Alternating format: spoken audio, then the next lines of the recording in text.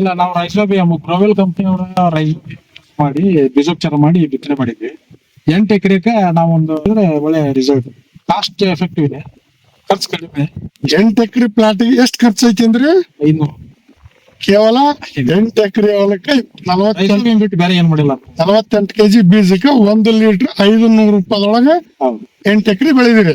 ನೋಡೋಣ ಅಂತೇಳಿ ಇವರಿಗೆ ನಾವು ಕಾಂಟ್ಯಾಕ್ಟ್ ಮಾರ್ಕೆಟ್ ನಾಗ ಹೋದಾಗ ನಿಮ್ಮ ಒಂದು ಇದು ಗ್ರೋವೆಲ್ ಅಡ್ವರ್ಟೈಸ್ಮೆಂಟ್ ನೋಡಿ ಅದನ್ನ ತುಂಬಾ ಅಂತ ಹೇಳಿ ವಿಶ್ವಾಸ ಮಾಡಬೇಕು ಅಂತ. ನಾವು ಈಗ ಸಾವಯವ ಕೃಷಿ ನಮ್ಗೆ ಬೇರೆ ಆಪ್ಷನ್ ಇಲ್ಲ.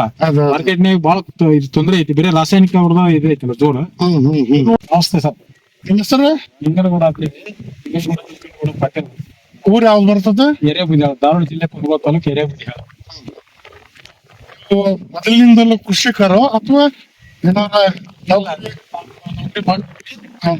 ಎಜುಕೇಶನ್ ಒಂದು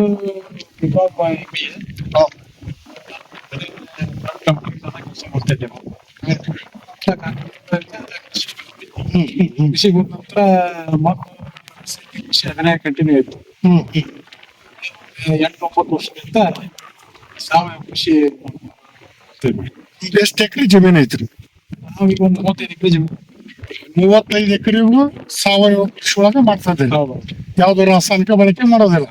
ರಾಸಾಯನಿಕ ಬಳಕೆ ಮೊದಲು ಇನಿಷಿಯಲ್ ಸ್ಟೇಜ್ ಈಗ ಯಾವ್ದು ರಾಸಾಯನಿಕ ಇಲ್ಲ ಈ ಜಮೀನಲ್ಲಿ. ಈ 20 ಎಕರೆ ಜಮೀನಲ್ಲಿ ಇನ್ನೊಂದು ನಮ್ಗೆ ದಾರಿ ಸರಿ ಇಲ್ಲದ ರಾಸಾಯನಿಕ ಬಳಕೆ. ಈ ಹೊಲ ಮಾಡಿ 20 ಎಕರೆ ಮಾತ್ರ ರಾಸಾಯನಿಕ ಬಳಕೆ. ಈ ಹೆಸರು ಬೆಳೆದಿರಲ್ಲ, ಇದು 8 ಎಕರೆ ಐತ್ರಿ ಅದಲ್ರಿ? 8 ಎಕರೆ ಪ್ಲಾಟ್. ಇದಕ್ಕೆ ಯಾವ ತರ ನೀವು? ಇಲ್ಲ, ನಾವು ರೈಸೋಬಿಯಂ ಗ್ರೋವೆಲ್ ಕಂಪನಿ ಅವರ ಮಾಡಿ ಬೀಜೋಪಚಾರ ಮಾಡಿ ಬಿತ್ತನೆ ಮಾಡಿದ್ವಿ. 8 ಎಕರೆ ಪ್ಲಾಟ್ ಎಷ್ಟು ಖರ್ಚು ಐತಿ ಅಂದ್ರೆ 500.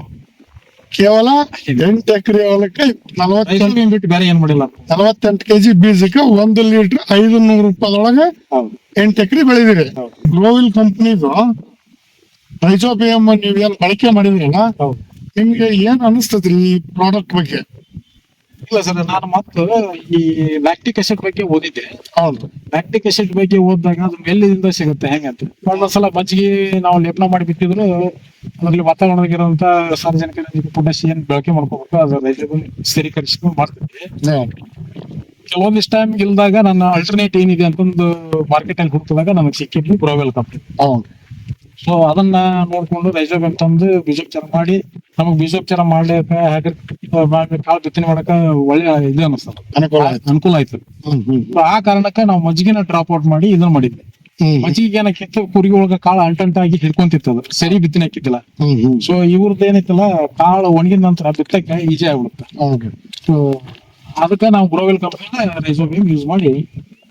ಗ್ರೋವೆಲ್ ಕಂಪನಿ ಅಂತಕ್ಕಂಥದ್ದು ನಮ್ದು ಈಗ ಹೊಸ ಕಂಪನಿ ರೀ, ಒಂದು ಸುಮಾರು 7-8 ತಿಂಗಳು ಆಯ್ತು. ಈ ಕಂಪನಿ ಒಳಗೆ ನೀವು ಯಾವ ತರ ವಿಶ್ವಾಸ ಇಟ್ಟು 8 ಎಕರೆ ಮಾಡಿದಿರಿ? 8 ಎಕರೆ ಜೊತೆಗೆ ಶೇಂಗಾ 4 ಎಕರೆ ಮಾಡಿರಲ್ಲ, ಶೇಂಗಾನ ಬಿತ್ತಿರಿ, ಚೆನ್ನಾಗಿ ಯಾವ ನಂಬಿಕೆ ವಿಶ್ವಾಸದ ಮೇಲೆ ನಮ್ಗೆ ಏನಂತಂದ್ರೆ, ನಾನು ಒಂದು ಸ್ಟಡಿ ಮಾಡಿ ಮಾಡುವಂತದ್ದು ಯಾವ್ದೇ ವಿಷಯ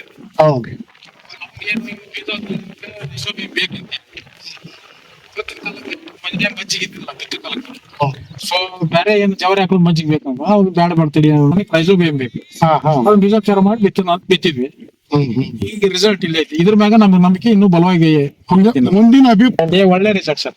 ನಾನ್ ನೋಡಿದ ಪ್ರಕಾರ ಒಳ್ಳೆ ರಿಸಲ್ಟ್ ಇದೆ. ಆಮೇಲೆ ಈಗ ನಮ್ಮ ಜೊತೆ ಕೆಲ್ಸಕ್ಕೆ ಬಂದವರು ಹೇಳ್ತಾರ, ಈ 2 ಪ್ಲಾಟ್ ನಾಗ ಒಂದು ಏನ್ ನಾವು ವೇರಿಯೇಷನ್ ಮಾಡೇವಿ, ಮಾಡ್ಕೊಂತೀವಿ. ಬೀಜೋಪಚಾರ ಬಂತು, ಮತ್ತೆ ಪೊಲೀಸ್ ಸ್ಪ್ರೇ ಬಂತು. ಅಂದ್ರೆ ನಿಮ್ದು 16 ಎಕರೆ ಪ್ಲಾಟ್ ಐತ್ರಿ. 16 ಎಕರೆದಾಗ 8 ಎಕರೆ ಇನ್ನೊಂದ್ 8 ಎಕರೆ ಬೇರೆ ಮಾಡಿ ಬಳಕೆ ಮಾಡಿರಿ. ಅದಕ್ಕೂ ವ್ಯತ್ಯಾಸ ಅನ್ನಕ ಪ್ರಾಡಕ್ಟ್ ನ ಇದು ಬೆಳೆ ಒಳಗೆಲ್ಲ ಸೇಮ್, ಹೆಚ್ಚು ಕಮ್ಮಿ ಸೇಮ್ ಐತರ. ಆದ್ರ ಸ್ವಲ್ಪ ಖರ್ಚು ಜಾಸ್ತಿ ಐತಿ. ಖರ್ಚು ಜಾಸ್ತಿ ಬರ್ತೈತಿ, ಅವ್ರದ್ದು ಜಾಸ್ತಿ ಐತಿ. ಬೆಳೆನೂ ಚೆನ್ನಾಗೈತಿ. ಬೆಳೆ ಹಂತ ಇಟ್ಕೊಂಡೈತಿ, ಅದು ರೆಸಿಸ್ಟೆನ್ಸ್ ಪವರ್ ಜಾಸ್ತಿ ಐತಿ. ಈಗ ಮುಂದಿನ ಏನೀಗ ಕಟ್ಟಿ ಬೀಜೋಳ ಅಂತ ರೈತರಿಗೆ ಬೀಜೋಪಚಾರ ಮಾಡೋಕೆ ನೀವೇನ್ ರೈತರಿಗೆ? ರೈತರು ಮಾತ್ರ ತಪ್ಪದ. ಈಗ ಮೊದ್ಲು ನಮ್ ಹಿರಿಕರೆಲ್ಲ ಎಕರೆಗೆ ನಮ್ಮ ಮನ್ಯಾಗ 4 ಅಡ್ಕೋವು ಜೋಳ ನಾವು ಕಟ್ಟಿ ಇಟ್ಬಿಡ್ತಿದ್ವಿ ಒಂದ್ ಗೆಳೆಕ. ಹ್ಮ್ ನಾವು ಒಂದ್ ಗಿಡ ಸಂಜೆ ಮುಟ್ಟ ಬಿತ್ತಿದ್ರೆ 4 ಅರ್ಪಣಿಗೆ ಬಿತ್ತಿ ಬಿಟ್ಟಿದ್ದಾವ. ಹ್ಮ್ ಹ್ಮ್ ಹ್ಮ್ ಈಗ ಹೆಂಗೈತಿ 4 ಅರ್ಪಣೆ 1 ಎಕರೆ ಆದ್ರೂ ಸರಿಯಾಗಿ ನಾಟಿ ಬಂದಿರಂಗಿಲ್ಲ. ಹೌದು. ಸರಿಯಾಗಿ ಮೊಳಕೆ ಪ್ರಮಾಣ ಬರ್ಬೇಕು ಅಂತಂದ್ರೆ ನಾವು ಬೀಜೋಪಚಾರ ಮಾಡಿ ಬಿತ್ತಿದ್ರೆ ಬಹಳ ಒಳ್ಳೇದು. ಹ್ಮ್ ಹ್ಮ್ ಹ್ಮ್ ಬೀಜೋಪಚಾರ ಇಲ್ದ ನಾವು ಬಿತ್ಬೋದು ಅಂತ ನನ್ನ ಒಂದು ಅಭಿಪ್ರಾಯ. ಹಾ, ಈಗ ನೆಕ್ಸ್ಟ್ ಈಗ ಕಡ್ಲಿ ಬೀಜೋಳ ಬಿತ್ತುವಂತವ್ರಿಗೆ ಹಾ. ನಮ್ಮ ಗೋವಿಲ್ ಕಂಪನಿಯ ಬೀಜೋಪಚಾರ ಮಾಡೋ ರೈತರಿಗೆ ಏನ್ ಸಲಹೆ ಕೊಡ್ತೀರಿ ನೀವು? ಖಂಡಿತವಾಗಿ ಮಾಡ್ಬೇಕು ಅಂತಂದ್ರೆ ನಾನು ಇದೊಂದ್ಸಲ ಜನರ ವಿಚಾರ ಮಾಡಿ ತಗೊಂಡು ಅವ್ರ ಕಂಪ್ನಿ ಬಳಕೆ ಮಾಡ್ರಿ, ನಿಮ್ಗ ಅದ್ರದ್ದು ಒಂದು ಅಭಿಪ್ರಾಯ ತಿಳಿದಿದೆ ಹೆಂಗೆ ಅಂತಂದ್ರೆ ಅನುಕೂಲ ಅಂತ ಬಾಳ ಆಕತಿ. ನಾವು ನಮ್ಮ ವೈಯಕ್ತಿಕ ಅಭಿಪ್ರಾಯ ಅಂತಂತಂದ್ರೆ ಜನರಿಗೆ ಸ್ವಂತ ಅದ್ರದ್ದು ಇದು ಬರೋವರೆಗೆ ಮಾತ್ರ ಮಾಡಿದ್ರೆ ಒಳ್ಳೆ ಅಭಿಪ್ರಾಯ ಐತಿ. ನಾವೇನೈತೆ ಇಷ್ಟ ಅದ ಮಾಡ್ತೀವಿ. ಏಕದನಕ್ಕೆ ಯಾವ್ದು ಕೊಡ್ತೀರಿ ಅದನ್ನ ಇಸ್ಕೊಂತೀವಿ.